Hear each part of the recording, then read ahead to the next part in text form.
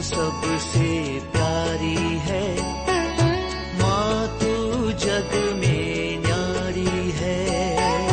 माँ तू सबसे प्यारी है, माँ तू जग में न्यारी है। अपने आंचल में रखना, अपने आंचल में रखना, हमें वरदानों से भरना। माँ तू सबसे प्यारी है, माँ तू जग में न्यारी है। माँ तू सबसे प्यारी है, माँ तू जग में न्यारी है। पिता, पुत्र और पवित्र आत्मा के नाम पर आमीन। आप सबों को जय यीशु। हम लोग बीती कुछ क्लासों से हमारा घर एक स्वर्ग है विषय पर मनन चिंतन करते आ रहे हैं। स्वर्ग जैसे इस घर हमारा नरक जैसे कैसे बनता है, इसके लिए हम लोग उदाहरण के तौर पर मार्कुस के सुसमाचार अध्याय 5 से गेरासेनी अपदूतग्रस्त उस व्यक्ति किस प्रकार अपना स्वर्ग जैसे घर को नरक बनाया, मकबरा बनाया, इस पर मनन चिंतन करते आए। आज भी हम लोग वाक्य 6 से आगे मनन चिंतन करेंगे। हमारे जीवन में यदि इस प्रकार का स्वभाव है, हमारा घर जो स्वर्ग है उसको नरक बनाने का कारण बन सकता है। इसलिए आइए इसे मनन चिंतन करने के पूर्व में हम अपने हृदय को, मन को प्रभु की ओर उठाएं, हमारे अंतःकरण को अच्छी तरह जांच करने, हमारे स्वभाव को जांच करने और हमारे स्वभाव में परिवर्तन लाने की कृपा प्रभु हमें प्रदान करे। हम एक समुदाय में रहते हैं, एक अच्छे स्वभाव वाला, एक अच्छे जीवन जीने वाला। हमारे उस समुदाय, उस घर को स्वर्ग बनाने के लिए प्रभु हमारी सहायता करे। इसलिए आइए गीत के द्वारा हम प्रार्थना करेंगे। अपनों को तो इस दुनिया में सब प्यार करते हैं, दुश्मन को भी प्यार करना मसीहा सिखाते हैं। अपनों को तो इस दुनिया में सब प्यार करते हैं, दुश्मन को भी प्यार करना मसीहा सिखाते हैं। एक गाय पर कोई मारे जो चाटा, दूसरा गाय भी देना। ले जाए कोई 1 मील जबरन, 2 मील तुम साथ जाना। एक गाय पर कोई मारे जो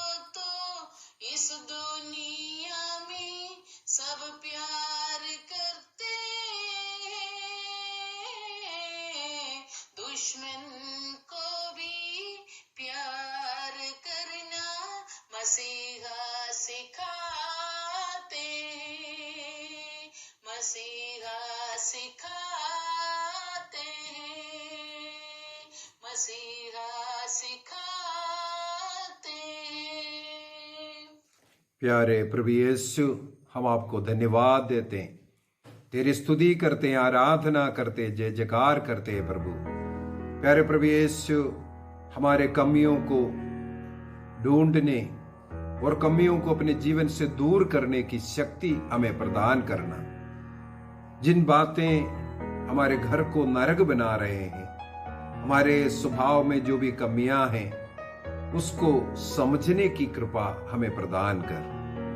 हे पावन आत्मा उतर आइए, हे पावन आत्मा उतर आइए, हमारे बुद्धि को, मन को प्रकाशित कीजिए। आमीन। हम लोग अभी तक उस अपदोदग्रस्त व्यक्ति के जीवन के विषय में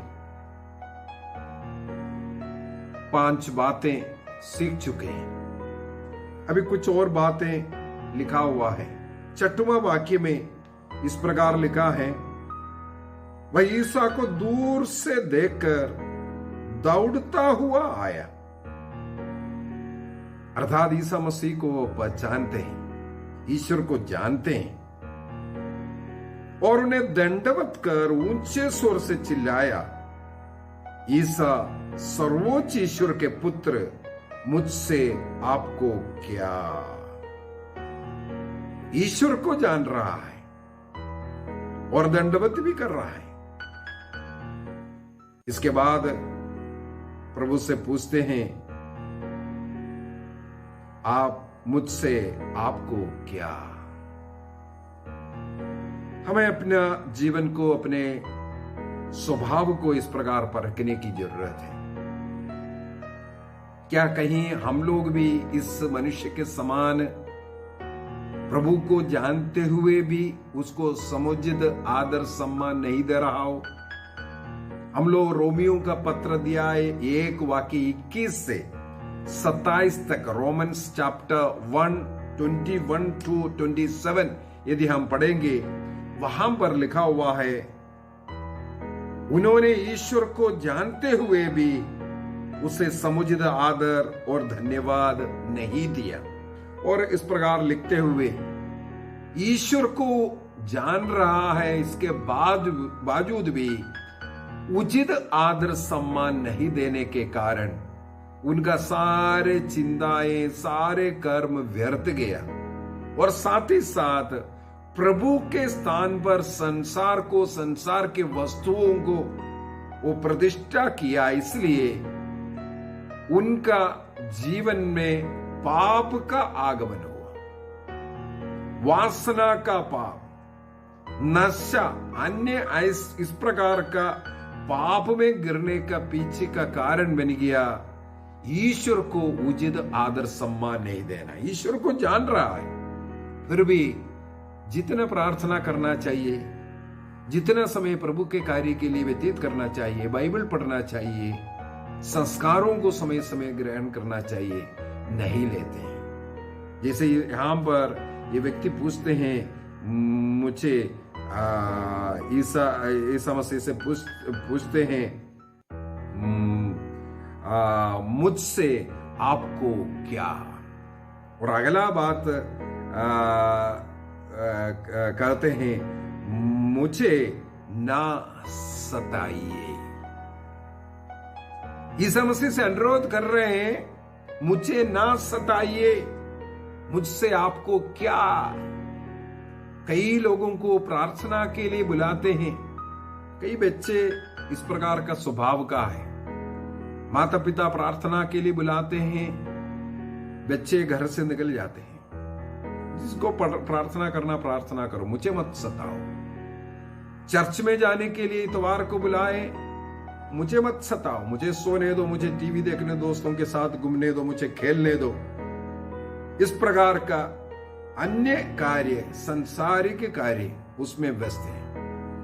जिन्हें चर्च जाना है जाओ, जिन्हें पाप स्वीकार करना है करो, लेकिन मुझे मत सताओ।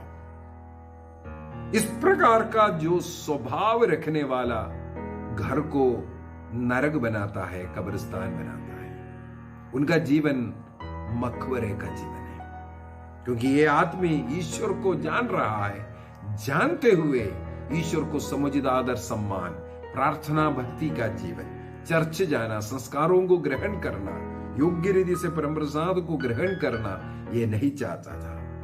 ईसा मसीह का नाम उसके लिए एक सतावट है, प्रार्थना करना उसके लिए एक सतावट है। कई लोग बोलते हैं शाम को विंदी के प्रार्थना करने के लिए बैठते हैं, लेकिन बच्चे बोलते हैं जल्दी जल्दी निपटो 5 मिनट में, उनके पास समय नहीं है, सतावट है।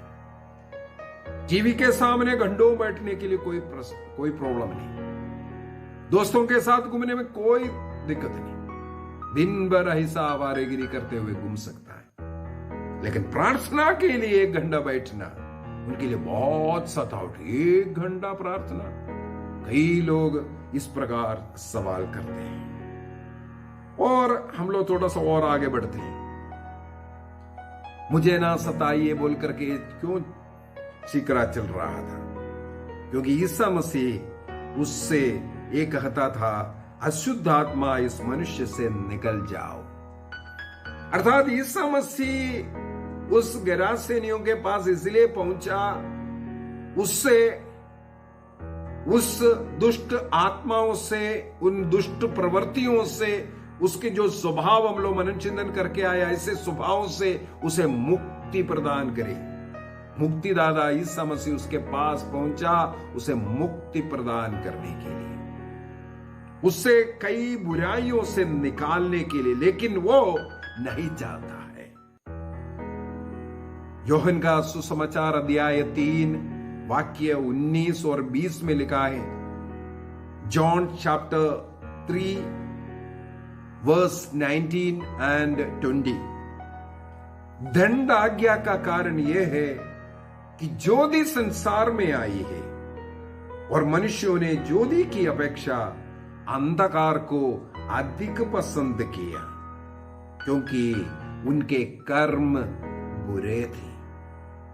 जो बुराई करता है वह ज्योति से बाहर करता है और ज्योति के पास इसलिए नहीं आता कि कहीं उसके कर्म प्रकट ना हो जाए। चर्च जाना, प्रार्थना करना, प्रभु का कार्य करने के लिए इसलिए डरते हैं, वो अपने बुरे कर्मों से दूर नहीं जाना चाहते, बुरे कर्मों के साथ रहना चाहते हैं। अगला एक और है, बहुत ही सुंदर है। ईसा मसीह ने इसके बाद उससे एक सवाल करते हैं, वाक्य 9, तेरा नाम क्या है? What is your name? और उसने उत्तर क्या दिया? मेरा नाम सेना है, क्योंकि हम बहुत हैं। तुम्हारा नाम क्या है? हम बहुत लोग हैं, हम सेना है बोलते हैं। आज हमारा बेटा, हमारा बेटी अकेला नहीं, वो दोस्तियां लगा करके, झुंड लगा करके घूमते हैं, घर में नहीं बैठते, बाहर दोस्तों से दोस्ती कर करके घूम रहा है। वो अच्छी दोस्ती होना कोई कारण नहीं है। जो माता पिता की नहीं सुनते हैं, जो चर्च नहीं जाते हैं, जो प्रार्थना नहीं करते हैं, जिसे मैंने पिछले क्लासों में बताया, घर में आते हैं, खाना खाते हैं, सोते हैं, बाकी समय सब दोस्तियां। इस प्रकार का जो दोस्तियां, घर से संबंध तोड़कर, घर के साथ, माता पिता के साथ अच्छा संबंध नहीं, लेकिन बाहर दोस्तियां करना, समझ लेना शैतान के वश में पड़ा हुआ है। पवित्र बाइबल हमें सिखाते हैं किसके साथ दोस्ती करना चाहिए, किसके साथ दोस्ती करना चाहिए। प्रवक्ता ग्रंथ अध्याय 37 वाक्य 15 और 16 को अगर पढ़ेंगे, प्रवक्ता ग्रंथ अध्याय 37, सिराक चैप्टर 37 वर्स 15 एंड 16, वहां पर लिखा है, किंतु धार्मिक व्यक्ति की संगति करो। आपका दोस्ती धार्मिक लोग, धार्मिक व्यक्तियों के साथ होना चाहिए, और जिसके विषय में तुम जानते हो कि वह आज्ञाओं का पालन करता है, ईश्वर के नियम के अनुसार जो व्यक्ति जीवन जीता है उनके साथ दोस्ती करना चाहिए। आपको ये सुनिश्चित करना है जो व्यक्ति मेरा दोस्त है वो सही व्यक्ति है। और आगे क्या लिखा है, जिसका स्वभाव तुम्हारे स्वभाव से मेल करता है और जब तुम लड़खड़ाते हो तो वह तुमसे सहानुभूति रखेगा। यदि आपके जीवन में कहीं कमजोरियां आते हैं, आपको संभालने वाला व्यक्ति होना चाहिए। आपको पाप में गिराने वाला व्यक्ति आपका दोस्त नहीं हो सकता। आपके पापों को, आपके गलतियों को छिपा करके और पाप कराने वाला व्यक्ति आपका दोस्त नहीं हो सकता। कई बार जो गलत काम करने वालों को पुलिस अरेस्ट करते हैं, इसके बाद वो किस किस से कांटेक्ट करते हैं। आजकल मोबाइल इस्तेमाल करते हैं, किस से इसका कांटेक्ट है, फोन करता था, कहां कहां जाता था, टावर ढूंढते हैं और उनके साथ संबंध रखने वाले सभी लोगों को गिरफ्तार किया जाता है। इसलिए आपके दोस्ती के पहले आपको ये देखना है, बाइबल आपको बता रहा है आपका दोस्त धार्मिक व्यक्ति होना चाहिए। प्रवक्ता ग्रंथ अध्याय 9 को भी पढ़ लेते हैं। प्रवक्ता ग्रंथ अध्याय 9 वाक्य 21 से 23 तक। Sirach chapter 9 verse 21 to 23। वहां पर लिखा है, इसमें सावधान रहे कि किसके साथ तुम मेल जोल रखते हो, दोस्ती करते हुए घूमते हो। ज्ञानियों से तुम परामर्श करो, समझदार लोगों की संगति करो और सर्वोच्च प्रभु की आज्ञाओं की चर्चा करो। धर्मियों के साथ तुम भोजन करो और ईश्वर के प्रति श्रद्धा पर गौरव करो। यहां पर साफ साफ बताता है, जो बाइबल की बातें, ईश्वर की बातें जो चर्चा करने वाले लोग हैं, उनके साथ तुम्हारा दोस्ती होना चाहिए। कई बार मैं बच्चों का क्लास लेते वक्त बच्चों को बता करके एक बात देता हूं, तुम लोगों का दोस्त ऐसे व्यक्ति होना चाहिए जो अपने माता पिता का आदर करते हो। यदि कोई अपने माता पिता के खिलाफ बोलने वालों के साथ आप दोस्ती करोगे, धीरे धीरे आप स्वयं अपने माता पिता में कमियां ढूंढना शुरू करेगा। यदि आपका दोस्त गालियां देने वाले हैं, गंदी बातें बोलने वाले हैं, ज्यादा फिल्म देखने वाले हैं, घर से चोरी करके लेके आने वाले हैं, किसी के साथ गलत संबंध रखने वाले हैं, आप भी धीरे धीरे इस प्रकार का पाप में गिर सकता है। कुरिन्थियों के पत्र के अंदर, कुरिन्थियों का पहला पत्र उसके अध्याय 15 वाक्य 33।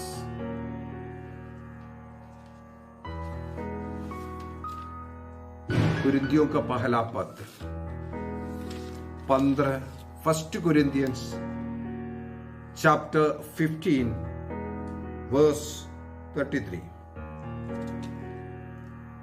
वहां पर लिखा है, धोखे में ना रहे, बुरी संगति से अच्छा चरित्र भ्रष्ट होता है। एक बार और पढ़ना चाहूंगा, धोखे में ना रहे, बुरी संगति से अच्छा चरित्र भ्रष्ट होता है। आपके घर में आपका अच्छा पालन पोषण किया, प्रार्थना करना सिखाया, सब कुछ अच्छा चल रहा था। यदि आपका दोस्त ही धीरे से एक गलत व्यक्ति जो चर्च नहीं जाते हैं, प्रार्थना नहीं करते हैं, नशा करने वाला, ऐसे ऐसे व्यक्ति के साथ आप जाकर के बैठेंगे, दोस्ती करके चलेंगे, धीरे धीरे आपका उस अच्छा चरित्र भ्रष्ट हो सकता है, नाश हो सकता है। इसलिए बाइबल बताता है तुम्हारा दोस्त धार्मिक व्यक्ति होना चाहिए। यहां पर मार्कुस के सुसमाचार में हम लोग देखते हैं, वो स्वयं कहते हैं हम सेना है। सही रूप से बताएं, वहां पर सेना उस शब्द का अर्थ है 6000, क्योंकि पुराना विधान के अनुसार एक सेना, एक ऐसा टुकड़ी में 6000 सिपाही होते हैं। तो हम लोग दोस्ती करते हैं, वो दोस्ती सही है या गलत है? जो बाहर दोस्ती करते हैं, घर के जो नियम कानून को फिर तोड़ना शुरू करते हैं। जो बाहर के लोगों से दोस्ती ज्यादा बढ़ता है, घर के लोगों से, माता पिता से दोस्ती उनका कम हो जाता है, चाहे कारण कुछ भी बता दे। यही देखा जाता है, जिनका दोस्ती बाहर वालों के साथ है, घर से दोस्ती खत्म हो जाता है। आजकल फेसबुक का जमाना है। जिनको जिंदगी में कभी देखा नहीं, जिनको बारे में सुना नहीं, कौन सा देश का ये भी नहीं मालूम, ऐसे ऐसे लोगों के साथ दोस्ती लगा करके घंटों बातें करना, घंटों चैटिंग करना, इन जो कोई भी व्यक्ति है, ऐसे ऐसे साधनों को इस्तेमाल करते हुए कितने लोगों का उदाहरण है अपनी जिंदगी को बर्बाद कर रहा है। एक घर के अंदर, एक छत के अंदर है, लेकिन उनकी दोस्ती बाहर वालों से, विदेशी, पता नहीं कौन सा देश का। उसके अंदर अधिकतर लोग भ्रष्ट लोग, लोगों को, समाज को बर्बाद करने वाला, घर को नरक बनाने का एक कारण ये दोस्ती है। ये आदमी बोलता है, व्हाट इज योर नेम? नाम पूछा गया, बोलता हम सेना है। ये झुंड बना करके, ये दोस्ती, बाहरी दोस्ती, घर वालों से संबंध तोड़ करके जाना, आप अपने जीवन को नरक बना रहा है, मकबरा बना रहा है। ईसा मसीह उनके पास इसलिए गया था, उससे उन बुराइयों से बाहर निकालने के लिए। अब तक हम लोगों ने 6-7 बुराइयां उसके देखा, जिसके कारण उसका घर, उसका जीवन मकबरा का जीवन, बर्बाद जीवन था। उससे बाहर निकालने के लिए, उसके अंदर जो बुराइयां हैं उसको निकालने का प्रभु ने प्रयत्न किया। उस समय पर वो क्या आग्रह करते हैं ईसा मसीह से?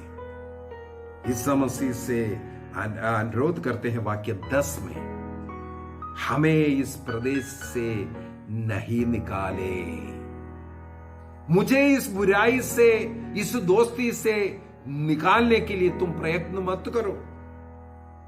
मैं यदि नशा करता हूं, मेरी इच्छा से, मेरे पैसे से, मुझे सुधारने के लिए मत आओ। कई लोग इस प्रकार का स्वभाव वाले हैं। हम इस प्रकार के एक पुत्र के विषय में लूकस के सुसमाचार अध्याय 15 में, लूक चैप्टर 15 वर्स 11 ऑनवर्स हम लोग पढ़ते हैं, जिसे हम लोग उड़ाव पुत्र कहते हैं। उस अध्याय के वाक्य 17 में, वर्स 17 में लिखा हुआ है, जब इस प्रकार वो पिता से, अपने पिता के घर से, जो स्वर्ग राज्य से वो दूर चला गया, नरक का जीवन जी रहे थे, उस समय पर उसको होश आया। उसको होश आया और वो निर्णय किया, मैं मेरे पिता के घर में लौटूंगा, पिता से माफी मांगूंगा। उड़ाव पुत्र का जिंदगी में लौटने वाला जिंदगी था, लेकिन यहां पर ये बेटा कहते हैं, मुझे यहां से मत निकालो। और आगे क्या था? वाक्य 12 में लिखा है, हमें सुअरों में भेज दीजिए। सुअर का जिंदगी जीने के लिए हम तैयार हैं। जब उड़ाव पुत्र, सुअरों के फली भी उसको नहीं मिल रहा, उसका जिंदगी उसके साथ हुआ, उसको होश आया, वो पिता के पास लौटने के लिए तैयार हो गए। लेकिन यहां पर ये पुत्र कहता है, मुझे इस हालत में छोड़ दीजिए, मुझे सुधारने के लिए मत कोशिश कीजिए, मुझे चर्च मत लेके जाइए, मेरे से प्रार्थना मत करवाइए, पाप स्वीकार के लिए मत बोलिए, लौटने के लिए, इस बुराई को छोड़ने के लिए मेरे से मत कहिए, मुझे सुधारने के लिए मत आओ। अनेकों लोगों का जिंदगी नरक इसलिए बना है, वो सुधरने के लिए तैयार नहीं। उड़ाव पुत्र होश में आया, इसलिए उसकी जिंदगी वापस पिता के साथ हुआ। जो कुछ उसने नष्ट किया था, वापस सब कुछ उसके जिंदगी में मिला जब उसमें होश आया, लौटने का निर्णय किया। लेकिन यहां पर ये कहते हैं, मुझे इस देश से मत निकालो।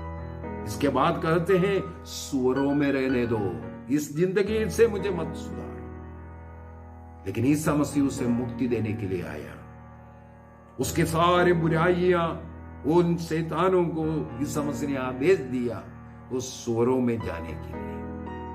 और करीब 2000 सुअर समुद्र में डूब करके मरते हैं। अर्थात इसकी जिंदगी में जितने बुराई था सब कुछ को प्रभु ने दूर करवाया, उसको बचाया।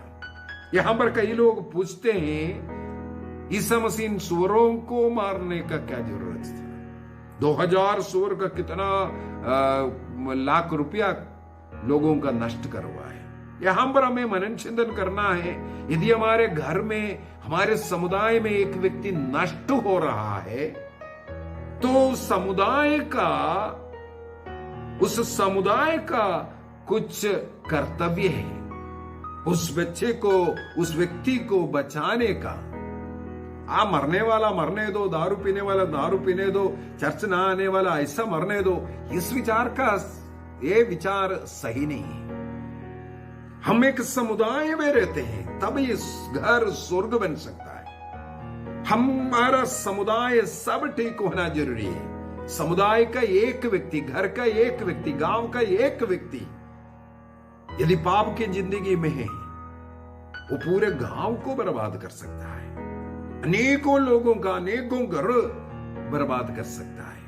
घर में एक व्यक्ति प्रार्थना नहीं करने वाला पूरे घर को संकट में डाल सकता है।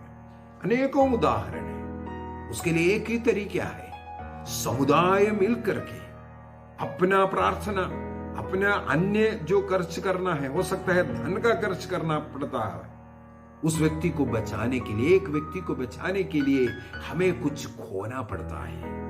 ईसा मसीह संसार को बचाने के लिए अपना सब कुछ नष्ट किया, अपना प्राण अर्पित किया, अपने शरीर में सहन किया, अपने मां को हमें दिया, सब कुछ अर्पित करने वाला स्वर्ग राज्य को छोड़ करके संसार में आया, क्रूस पर लड़क करके मानव जाति को बचाया। अर्थात हमें भी हमारे समुदाय का एक व्यक्ति को बचाने के लिए, अपने घर के एक व्यक्ति को बचाने के लिए हमें भी कुछ कीमत देना है। हो सकता है कई घंटों तक घुटने टेक करके उनके लिए अनेकों दिनों तक, वर्षों तक प्रार्थना करना पड़े। हो सकता है मैं उपवास करना है, हो सकता है मैं कुछ धन का खर्च करना है इसके लिए, कार्य के लिए। यहां पर ये हमें बताता है।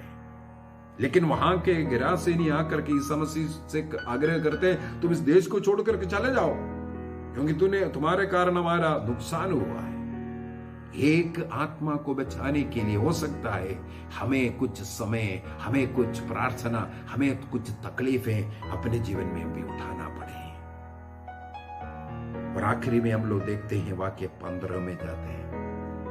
वहां पर देखते हैं जब ये सब हुआ, ईसा मसीह ने उसके अंदर से सारे बुराइयों को निकालते, शैतानों को निकालते हैं। वहां पर देखते हैं जब लोग आए, गिरासेनी आकर के देखते हैं, क्या देखा, वे लोग भयभीत हो गया। क्या? इससे पहले जो चीखने चिल्लाने वाले, दारू पी करके चलने वाला, दूसरों को गाली देने वाला, दूसरों के खिलाफ लड़ाई झगड़ा करने वाले, ऐसे पाप में जिंदगी जीने वाले एक व्यक्ति, चीखते चिल्लाते रहने वाला, अपने शरीर को घायल करने वाला, भेड़ियों को तोड़ने वाला, वो व्यक्ति आज प्रभु के साथ, प्रभु के चरणों पर शांत रूप से कपड़ा पहने हुए बैठा मैं पाया। ये देख करके लोग डर गए। इसके बाद वो व्यक्ति पूरे डेकापोलिस में सुसमाचार का प्रचार करने वाला, अपने जीवन का साक्षी देने वाला बन गया। वो अपना घर को स्वर्ग बनाता। ईसा मसीह के पीछे बन करके जाने के लिए आग्रह कर रहा था। ईसा मसीह वापस नाव पर चढ़ रहे थे, वो भी आने के लिए ईसा मसीह का चेला बन करके उनके पीछे आने के लिए आग्रह किया। तब प्रभु ईसा मसीह कहते हैं अपने लोगों के पास, अपने घर जाओ और उन्हें बता दो कि प्रभु ने तुम्हारे लिए क्या क्या किया है, तुम्हारे लिए प्रभु ने क्या क्या किया है, ये तो बताना है। घर में भेजा, अर्थात जो नरक बना हुआ घर वो पुत्र के कारण, आज वो घर उस पुत्र के कारण आनंदित होगी। ईश्वर ने कितना कृपा उनके परिवार पर बरसाया, इसको साक्षी देने के लिए भेजा। इस प्रकार उस घर उस दिन स्वर्ग बन गया।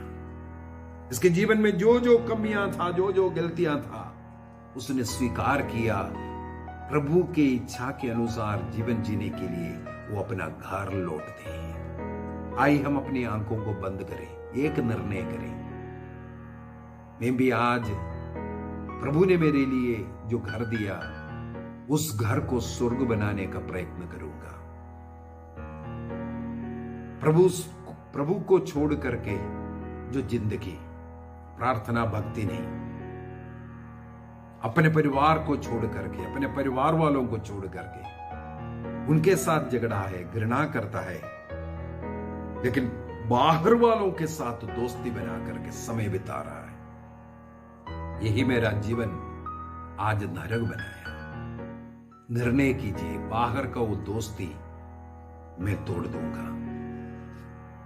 बाहर का वो दोस्ती मेरे घर को नरक बनाया। पवित्र बाइबल में ऐसा कई वचन हैं अपने घर को नरक बनाने वाले दोस्ती के द्वारा। किन किन के साथ दोस्ती नहीं करना बाइबल में काफी लिखा हुआ है। सूक्ति ग्रंथ अध्याय 24 वाक्य 1 में लिखा है, दुष्टों के साथ तुम संगति दोस्ती नहीं करना। प्रवक्ता ग्रंथ अध्याय 22 वाक्य 14-15 में लिखा है, मूर्ख बेसमझ ऐसे लोगों की संगति मत करो, दोस्ती मत करो। प्रवक्ता ग्रंथ 7:17 में लिखा है, तुम पापी लोगों का संगति नहीं करना। पाप का जिंदगी जीते, अपने माता पिता के खिलाफ चलने वाला, चोरी करने वाला, झूठ बोलने वाला, गालियां देने वाला, ऐसे लोगों के साथ तुम्हारा दोस्ती नहीं होना चाहिए। सूक्ति ग्रंथ अध्याय 20 वाक्य 19 में लिखा है, ज्यादा गपसप लड़ने वाले ऐसे लोगों के साथ तुम्हारा दोस्ती नहीं होना चाहिए। सूक्ति ग्रंथ अध्याय 23 वाक्य 20 में लिखा है, तुम शराबी उनकी संगति मत करो।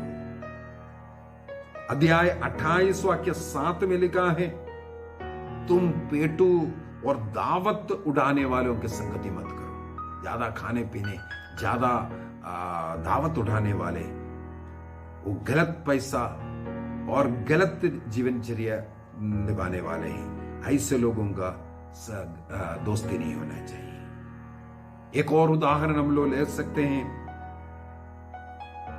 सामुएल के ग्रंथ से। राजा दाऊद का बेटा अम्नोन अपने बहन तामार के साथ व्यभिचार किया। उसके पीछे का कारण है, इस अम्नोन का योनाथा बोल करके एक दोस्त था। इस दोस्त ने यह सुझाव दिया, तुम अपने बहन के साथ गलत संबंध रखो, गलत रिश्ता रखो। सामुएल का दूसरा सामुएल अध्याय 13 वाक्य 2 से 14 तक पढ़ेंगे, वहां पर हमें मिलेगा। इस प्रकार का दोस्ती हमारे घर को नरक बनाया है। आज एक निर्णय कीजिए, ईश्वर के साथ, घर वालों के साथ, अपने माता पिता, अपने जीवन साथी, अपने बच्चे, अच्छी दोस्ती, एक अच्छा पिता बन करके, एक अच्छा बेटा बन करके, एक बेटी बन करके, एक अच्छा दोस्त बन करके पड़ोसियों के साथ जीवन निर्वाह करने का निर्णय कीजिए। गलत दोस्ती, ज्यादा समय बाहर बिताना, जिन जिन लोगों को हम लोगों ने बोला है जो धार्मिक नहीं है, ऐसे लोगों के साथ, पाप की जिंदगी जीने वाले, किसी के साथ गलत रिश्ता रखने वालों के साथ दोस्ती तुम्हारे जीवन को भी बर्बाद करेगा। निर्णय कीजिए, हमारे घर को हम स्वर्ग बनाएंगे। इस नरक से हम हमारे घर को बचाएंगे, हमारी जिंदगी को बचाएंगे। पिता, पुत्र और पवित्र आत्मा के नाम पर आमीन। आप सबों को जय यीशु। आप लोग अच्छा रहिए।